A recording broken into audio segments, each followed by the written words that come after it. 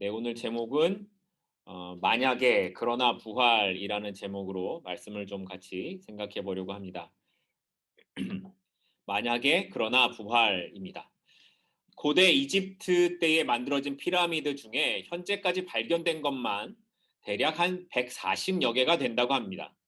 그 중에서도 이집트 기자에 있는 쿠프 왕의 피라미드가 가장 큰 것이라고 하는데, 이 피라미드가 이렇게 생겼죠. 근데 한 변의 길이가 233m고요. 높이를 재니까 146m나 된다고 합니다. 그러니까 대략 한 지금으로 따지면 50층 높이가 되는 거죠.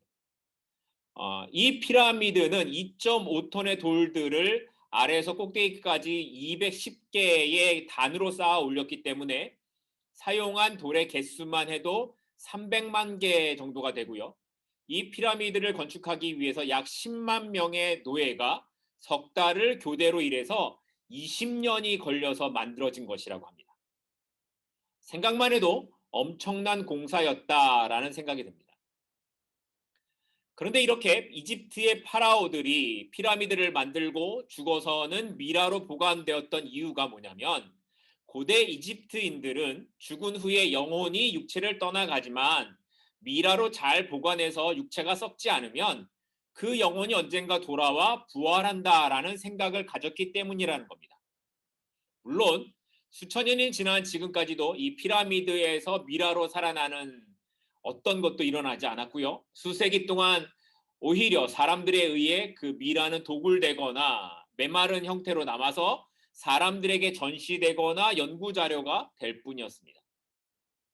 오랫동안 사람들은 이렇게 죽음 이후에 관한 생각들을 해왔습니다.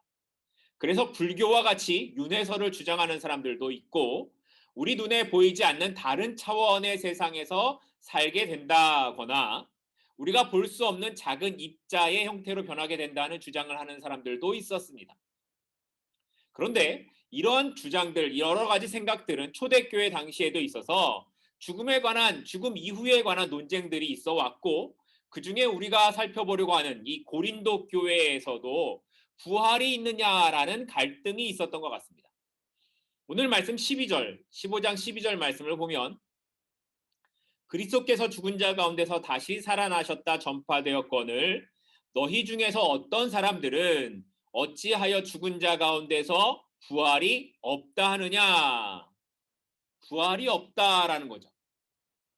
당시 고린도는 큰 항구 도시였기 때문에 여러 지역의 문화와 사상들이 막 혼합되어 있었습니다.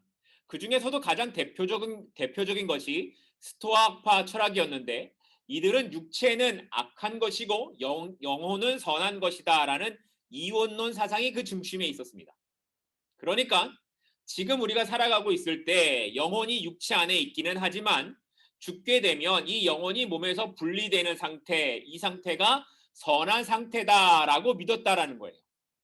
그래서 뭐 에피크로스 학파처럼 육체는 아무렇게나 살아도 영혼만, 정신만 올바르면 된다, 뭐 이런 생각으로 사는 사람들도 있었고, 지금의 생이 무슨 의미가 있느냐, 죽으면 그만이지, 뭐 이런 염세주의적인 그런 사람들도 있었다라는 겁니다.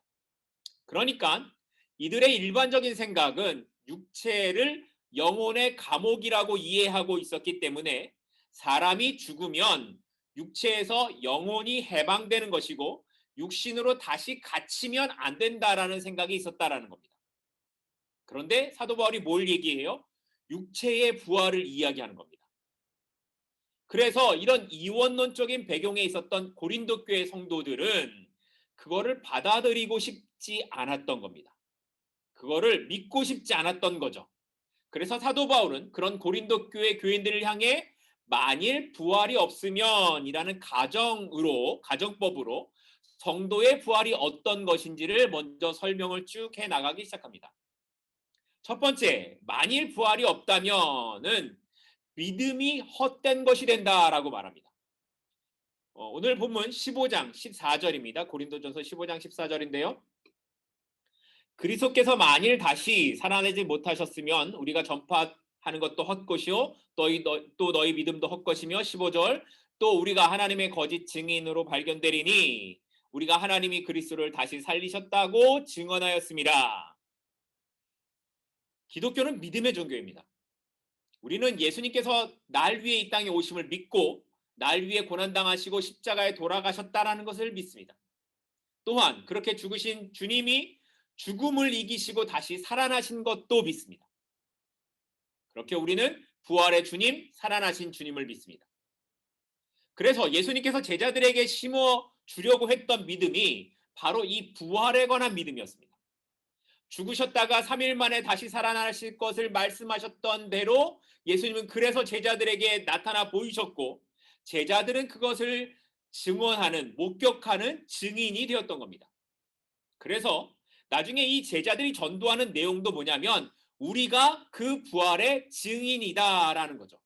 사도행전 3장 15절 말씀을 보면 생명의 주를 죽였도다. 그러나 하나님이 죽은 자 가운데서 그를 살리셨으니 우리가 이 일의 증인이라. 우리가 이 일의 증인이라. 그렇게 초대교회의 신앙의 선배들은 부활에 확고한 믿음이 있었던 사람들입니다. 그들은 주님의 부활을 믿었고 신자의 부활을 믿었습니다. 그리고 그 믿음으로 핍박과 고난이 있는 삶을 살아가고 있지만 그것을 이기고 버텨낼 수 있었던 겁니다. 그러니까 부활에 관한 믿음이라는 것은 그들이 신자다움으로 살아갈 수 있는 힘이 되었던 겁니다. 그런데 이 부활이 없다면 우리의 믿음은 의미가 없게 되는 겁니다. 사도 바울의 말처럼 우리가 믿는다고 하는 것들이 다 헛된 것이 될 뿐이고 우리의 수고가 다 헛된 것이 될 뿐이라는 겁니다. 그러니 우리 믿음의 결론은 어디를 향해 가는 겁니까? 부활을 향해 가야 하는 겁니다. 부활은 부활의 믿음이 우리의 힘이 되는 것이고 능력이 되는 것입니다. 우리에게 죽음은 끝이 아니며 주님과 함께하는 영원한 생명이 우리에게 있음을 알기 때문이라는 겁니다. 두 번째로 만일 부활이 없다면 전도하는 우리가 거짓말하는 사람이 된다라고 말합니다. 고린도전서 15장 14절 말씀 다시 보겠는데요. 그리스도께서 만일 다시 살아나지 못하셨으면 우리가 전파하는 것도 헛것이요 또 너희 믿음도 헛것이며 또 우리가 하나님의 거짓 증인으로 발견되리니. 바울은 만일 예수님의 부활이 없다면 자신이 전하고 있는 이 복음이 다 헛된 것이다 라고 말하죠. 이것을 전하는 사람들 모두가 다 사기꾼이고요 거짓말한 자들이라고 말하고 있는 겁니다. 바울은 이것을 법정에서 하는 표현으로 거짓 증인이라고 이렇게 말을 하죠.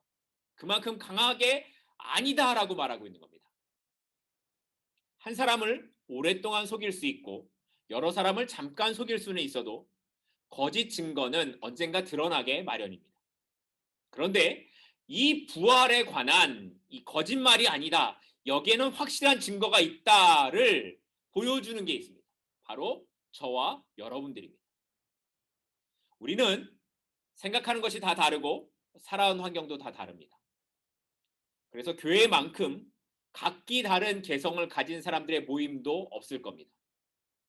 교회에서 뭘 하나를 결정하려고 하면 굉장히 힘이 든다고 합니다.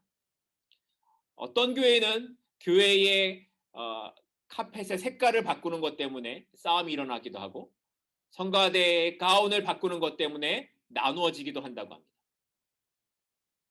각기 다른 의견, 각기 다른 사람들의 생각이 있기 때문에 그렇죠. 그런데 이렇게 다른 사람들이 모여서 하나의 고백을 하고 하나의 신앙 고백을 하는 겁니다. 뭐라고요? 예수님은 하나님의 아들이시고 그리스도이시고 나의 주님이시다라는 거죠. 그리고 이 고백은 지난 2000년 동안 수많은 사람들이 목숨으로 지켜왔던 신앙의 고백이기도 합니다. 많은 사람들이 부활의 역사를 부정하려고 애를 썼고요. 그 부활의 전파를 막기 위해 노력을 했지만 지금도 여전히 많은 사람들은 그 부활의 믿음을 지키기 위해 헌신하고 있고 어떤 사람들은 생명을 걸고 그 믿음을 지켜나가고 있습니다. 그러니까 부활을 전파하는 것의 확실함이란 지난 세월 동안 믿음으로 그 길을 걸어왔던 신앙의 선배들이 증인이 되기 때문이고 또 오늘 그 길을 가는 저와 여러분이 증인으로 서 있기 때문이라는 겁니다. 세 번째로 만일은 부활이 없다면 우리에게 구원이 없다라는 겁니다. 15장 17절 18절 말씀입니다. 그리스도께서 다시 살아나신 일이 없으면 너희의 믿음도 헛되고 너희가 여전히 죄 가운데 있을 것이며 또한 그리스도 안에서 잠자는 자도 망하였으리니 만약에 예수님의 부활이 없다면 우리의 죄 문제 역시 해결되지 못했다라는 것을 말하는 거죠. 왜냐하면 예수님께서 우리의 죄를 대신하시는 모든 사역의 결론이 부활이기 때문에 그렇습니다. 부활하심으로 사망에서 생명으로 옮겨가는 그 증거를 보여주셨기 때문입니다. 그런데 부활이 없다면 우리의 죄의 문제는 계속 남아있게 되는 것이고 영원한 생명으로 천국으로 살아가는 그 자리에 나아갈 수 없게 되는 겁니다. 더군다나 부활이 없다면 18절의 말씀처럼 고난과 죽음을 당한 자들에게 아무런 보상과 위로가 없게 되는 사도 바울의 표현대로 망한 사람들이 되는 게 아니냐라는 것을 말하고 있는 거죠. 부활이 없다면 이들의 죽음은 그냥 헛된 죽음일 수밖에 없지 않느냐라고 말하고 있는 겁니다. 그러나 예수님의 부활이 있었기 때문에 유대인이나 이방인이나 예수 그리스도를 주로 믿고 고백하는 사람들은 은혜 아래 사는 사람들이 된 것입니다. 뿐만 아니라 죽은 자들도 주께서 오시는 그날에 함께 부활하여서 주님과 함께 할 것이라고 약속하고 있는 것입니다. 마지막으로 네 번째 만일은 부활이 없다면 우리가 가장 불쌍한 자가 될 것이다 라고 말하고 있는 겁니다. 15장 19절 말씀입니다. 만일 그리스도 안에서 우리가 바라는 것이 다만 이 세상의 삶뿐이면 모든 사람 가운데서 우리가 더욱 불쌍한 자이리라. 사도 바울은 만약에 부활이 없다면 우리가 가장 불쌍한 자가 되지 않겠냐라고 말합니다. 왜요? 그렇게 부활을 확신했는데 만약에 부활이 없다고 생각해 보십시오. 수고하고 고난으로 믿음을 지키는 삶을 살았습니다.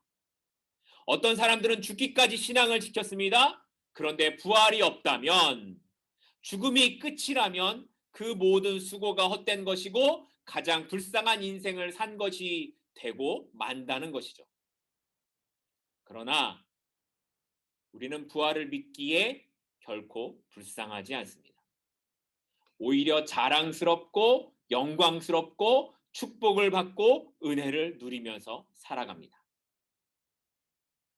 제가 말씀을 준비하다가 영상을 하나 보게 되었는데 시장에서 장사를 하시는 어떤 분의 간증이었습니다. 이분이 원래는 성당을 다녔는데 딸의 권유로 교회에 10번만 나오기로 하고 교회를 나오게 되었다라는 겁니다. 그런데 목사님이 설교하는 중에 예수님이 십자가에 죽으실 때에 나도 죽었고 살아나셨을 때 우리도 살아나서 보좌 우편에 앉으셨다. 우리 죄를 위해서 죽으셨다는 말씀을 듣고 그날 너무 힘이 들었는데 위로를 받고 돌아갔다라고 합니다.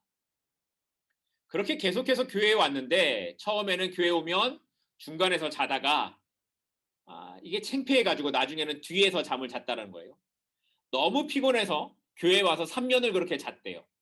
그래도 3년 동안 하는 기도는 내가 나갈 때 듣는 말씀, 들어올 때 듣는 말씀이 하나님 차고 넘치게 해주세요 라고 했다라는 겁니다.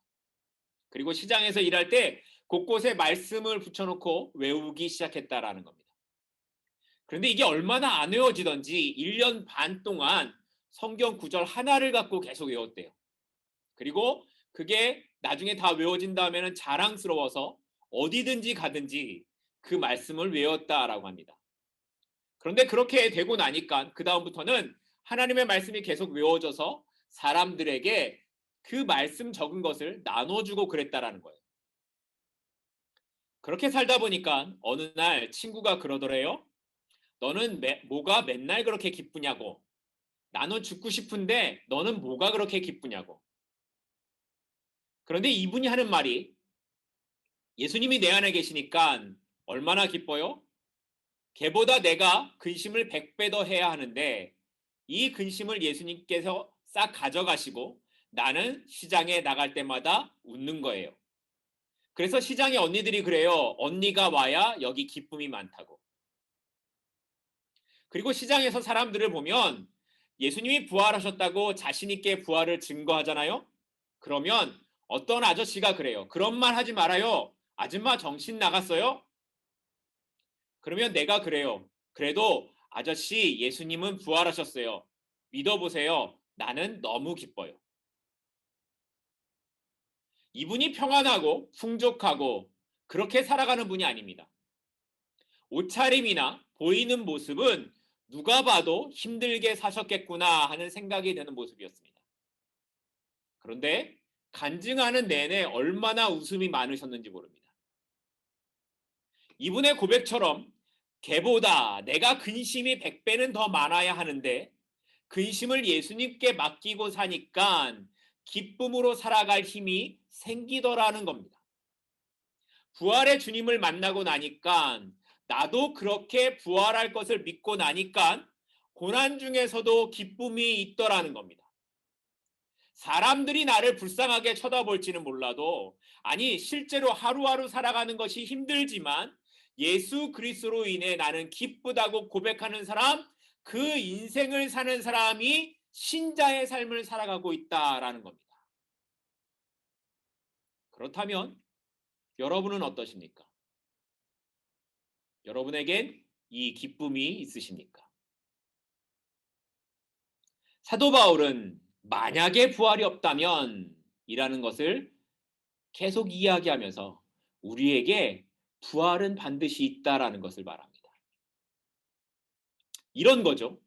만약에 내가 하늘을 날 수 있다면 이라고 말하면 실제로 어떻다는 거예요? 나는 하늘을 날 수 없다라는 거죠. 만약에 내 키가 1cm만 더 컸더라면 이라고 말하면 실제로는 내 키는 작다라는 것을 말하는 겁니다. 그러니까 사도 바울이 말한 것처럼 만약에 부활이 없다면 이라는 말은 부활은 실제로 있었다라는 말을 말하는 것이고 부활의 신앙을 가진 우리의 믿음은 헛된 것이 아니며 부활을 전하는 우리의 말은 거짓이 아니며 부활의 믿음을 가진 우리는 구원받은 백성이고 부활은 우리를 가장 기쁘고 행복한 사람으로 만들어간다라는 것을 역설적으로 말하고 있는 겁니다. 이것이 바울이 이야기하려고 했던 실제 의도였던 것입니다. 그리고 이렇게 만약에 부활이 없었더라면 이 이야기의 결론 부분을 바울은 15장 20절부터 22절에 이렇게 이야기합니다. 그러나 이제 그리스도께서 죽은 자 가운데서 다시 살아나사 잠자는 자들의 첫 열매가 되셨도다. 22절 아담 안에서 모든 사람이 죽은 것 같이 그리스도 안에서 모든 사람이 삶을 얻으리라. 인간은 죄로 말미암아 죽게 되었습니다. 그런데 그 죄의 뿌리는 마음에 하나님 두기를 싫어하는 마음이었습니다. 우리는 그것을 원죄라고 부릅니다. 그 원죄는 우리의 조상인 아담과 하와가 선악과를 먹음으로써 생겨나게 된 것인데 이 선악과를 따먹었다라는 것은 자기 스스로 하나님이 되어 모든 결정을 하나님의 말씀이 아니라 나의 욕심대로 하겠다라는 의지였습니다. 그 이후로 사람들은 모두가 다 하나님을 마음에 두기를 싫어했습니다. 자기 스스로 주인이 되고 욕심에 따라 자기 마음대로 살려고 했습니다. 하나님의 말씀을 무시하고 제 멋대로 죄를 지면서 살게 되었던 겁니다. 이런 모든 원인은 마음에 누구를 두기를 하나님 두기를 싫어하는 원죄 때문에 일어난 것이었습니다. 그러니까 하나님이 우리를 버리신 게 아니라 우리가 하나님을 버렸던 겁니다. 그럼에도 하나님은 우리를 끝까지 버리지 않으셨고 우리를 구원하시기 위하여 인간의 몸으로 찾아오신 겁니다. 그것이 바로 인간이 되신 예수 그리스도의 사건입니다. 그렇기 때문에 십자가는 사랑입니다. 더할 수 없는 최고의 사랑이 십자가입니다. 하나님은 우리를 그 십자가의 사랑으로 사랑하셨습니다. 그래서 우리의 죄가 아무리 크고 흉하더라도 우리가 진심으로 회개하고 예수 그리스도의 십자가를 붙잡으면 구원을 얻습니다. 그리고 그 구원 얻은 우리는 죽음으로 이 세상을 떠날 때에 우리를 위하여 예배하신 새 하늘과 새 땅에 들어가 영원히 살 수 있게 되었습니다. 하나님은 그 사실을 우리에게 알려주시기 위해 예수 그리스도를 부활하게 하신 겁니다. 그렇게 예수님의 부활은 잠자는 자들의 첫 열매가 되신 것이고, 이제 그리스도 안에 있는 모든 사람은 부활의 소망으로 살아갈 수 있게 된 것입니다. 말씀을 맺겠습니다. 부활은 다시 사는 겁니다. 하나님의 자녀된 우리에게는 다시 사는 은혜가 있습니다. 그러면 다시 산다는 것이 의미하는 것이 무엇일까요? 여기서 다시 산다는 것은 두 가지 의미가 있습니다. 하나는 앞에서 말씀드렸던 것처럼 우리가 죽어도 다시 사는 것을 말합니다. 우리는 죽지만 다시 삽니다. 우리는 죽지 않습니다. 부활의 날에 다시 살아날 것입니다. 죽음이 끝이 아니라는 것입니다. 우리는 이것을 믿는 사람들입니다. 이 믿음이 사랑하는 사람을 잃은 슬픔 속에 위로와 소망을 줍니다. 우리가 장례식에 참석해보면 믿지 않는 사람들은 죽음이 영원한 이별이라고 생각하기 때문에 장례식을 영결식, 영원하게 헤어진다라고 부르는데, 그래서 심지어 어떤 사람들은 땅을 치고 통곡하면서 슬퍼하죠. 물론 헤어짐의 슬픔이 큰 것은 사실입니다. 하지만 신자들은 천국과 부활을 믿기에 헤어짐의 슬픔 속에서도 다시 만날 날을 소망할 수 있는 겁니다. 먼저 죽은 자는 천국에 가고 우리 또한 언젠가 부활의 몸으로 천국에서 다시 만날 것을 믿기 때문입니다. 그래서 장례식 때 우리가 부르는 찬송이 천국에서 만나보자 이죠. 천국에서 만나고 죽은 자가 살고 우리가 영원히 살기에 우리는 불쌍하지 않은 겁니다. 우리는 사도 바울의 고백처럼 사는 것도 복된 것이고 죽는 것도 복된 인생입니다. 왜냐하면 우리가 그리스도 안에서 살기 때문입니다. 그리스도 안에서 잠자는 자들의 첫 열매가 되신 그 주를 믿는 믿음 안에서 살기에 우리는 죽음 앞에서 소망으로 기뻐할 수 있는 자들이 된 것입니다. 두 번째, 다시 산다는 의미는 죽어서만이 아니라 지금 여기서도 살아나는 것을 의미합니다. 때로 우리는 죽은 것처럼 누워있고 절망하고 낙심하는 상황을 만날 때가 있습니다. 그래도 우리는 다시 일어날 수 있습니다. 왜냐하면 모든 절망의 끝인 죽음에서 주님이 살아나셨기 때문에, 죽음은 모든 절망의 끝이라고 생각했는데 거기에서 주님이 살아나셨기 때문에 우리도 살아날 힘을 얻게 되는 것입니다. 이것이 박해와 고난에서 살아갔던 초대교회 성도들의 신앙이었습니다. 그들은 누가 봐도 절망과 고통 속에서 살았습니다. 큰 핍박으로 끝이 보이지 않는 터널을 지나가는 것 같았습니다. 누가 봐도 그들은 불쌍한 자처럼 보였을 것입니다. 사도 바울을 보십시오. 그는 당시에 돈을 줘도 사기 힘들다는 로마 시민권이 있었고 당대 최고의 석학인 가말리엘의 제자이기도 했습니다. 지금으로 말하면 하버드 대학을 나온 거라고 하겠죠. 그는 그냥 하던 대로 살아가면 사람들에게 존경받는 랍비도 되고 경제적으로 여유롭게 잘 살 수 있는 사람이었을 것입니다. 그런데 그가 예수님을 만났습니다. 그리고 난 뒤에 그의 삶이 어떻게 달라졌습니까? 고난과 또 고난의 삶을 살아갑니다. 생계를 위해 해보지 않았던 천막수리하는 일을 해야 했고, 복음을 전하기 위해 배를 탔다가 풍랑에 빠져 죽을 뻔하고, 돌에 맞아 죽을 뻔하고, 매를 맞아 죽을 뻔하고, 굶주리고 비난을 받으면서 살아가는, 사람들 보기에 가장 불쌍한 자처럼 보이는 그러한 삶을 살아갔습니다. 그러나 그는 잠깐 근심하여도 다시 소망 가운데 일어날 수 있었고, 고난 중에서도 다시 기쁨으로 회복될 수 있었습니다. 어떻게요? 그에게는 부활의 소망, 영원한 천국에서 주님과 함께하는 소망이, 그 믿음이 그에게 있었기 때문이었습니다. 우리도 마찬가지입니다. 부활의 신앙은 다시 일어나는 것입니다.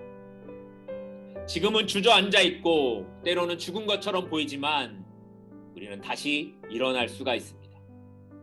왜냐하면 예수님이 사망의 권세를 깨고 부활하셨기 때문입니다. 그래서 우리도 부활할 것을 믿기 때문입니다.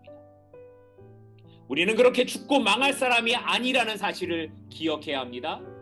우리는 죽음으로 끝날 사람이 아니라 살 수 있는 사람, 다시 부활할 사람이라는 것을 기억해야 합니다. 그것은 영원한 천국에서뿐만이 아니라 지금 이 땅을 살아가고 있는 이 순간에도 부활의 주님이 우리를 붙잡아 주시기에 우리는 낙심하여도 죽은 자처럼 되지 않고 다시 살아날 수 있는 사람이라는 겁니다. 그래서 이사야 선지자는 이렇게 말합니다. 이사야서 61장 3절 말씀인데요. 무릇 시온에서 슬퍼하는 자에게 화관을 주어 그 죄를 대신하며 기쁨의 기름으로 그 슬픔을 대신하며 찬송의 옷으로 그 슬픔을 대신하시고 그들이 의의 나무 곧 여호와께서 심으신 그 영광을 나타낼 자라 일컬음을 받게 하려 하심이라. 하나님이 이렇게 우리를 세워주신다는 겁니다. 화관으로 죄를 대신해 주실 것이고 기쁨으로 슬픔을 대신해 주실 것입니다. 우리의 근심이 찬송이 되게 하시고 결국에는 우리를 통해 하나님의 영광을 나타내 보여주실 것이라고 말씀하고 있는 겁니다. 그래서 우리는 불쌍하지 않고요. 잠깐 슬퍼할 수 있으나 완전히 무너지지 않는 것입니다. 왜냐하면 죽음까지도 이기고 부활하신 주님이 지금 저와 여러분을 붙잡고 계시기 때문입니다. 이 부활의 주님이 오늘 우리 교회에 저와 여러분의 삶 가운데에 늘 함께 하시기를 소망하고 축복합니다. 기도하겠습니다.